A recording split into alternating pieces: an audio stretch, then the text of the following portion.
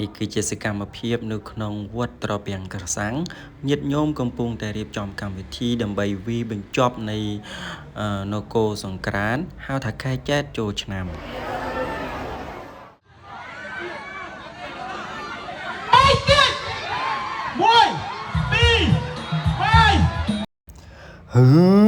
ដែរដើម្បីសុខភាពល្អផងហ្នឹងហើយវឹបហឹបក្រវត្តមកទុកកូនចោល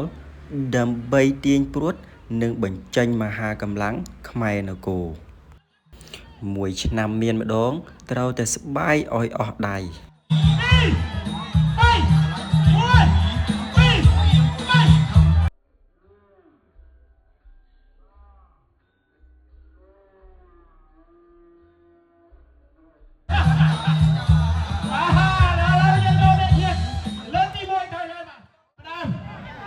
ចាប់ផ្ដើមលើកទី2ណាបើលើកទី2ចាញ់ទៀត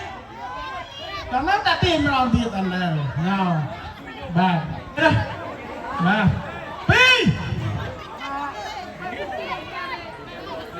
2ជ្រែកជើង2ជ្រែកជើង3ទៀន1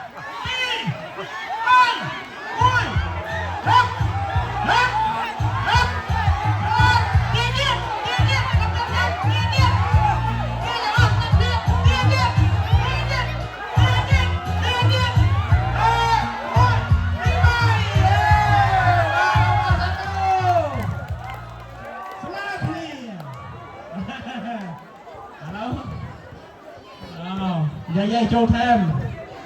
ឃើញថាកម្លាំងសាមគ្គីខ្លាំងមែនបាទកម្លាំង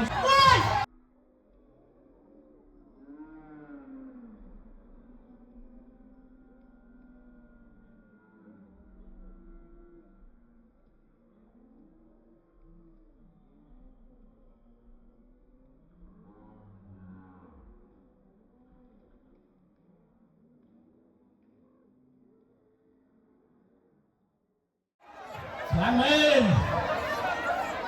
គេឡើងតែប្រាប់តែទិញឆ្នាំនេះហ៎បងខ្លាំងមែន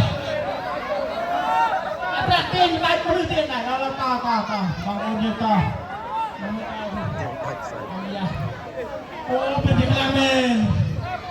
សូមសរសើរបាទខ្លាំងមែន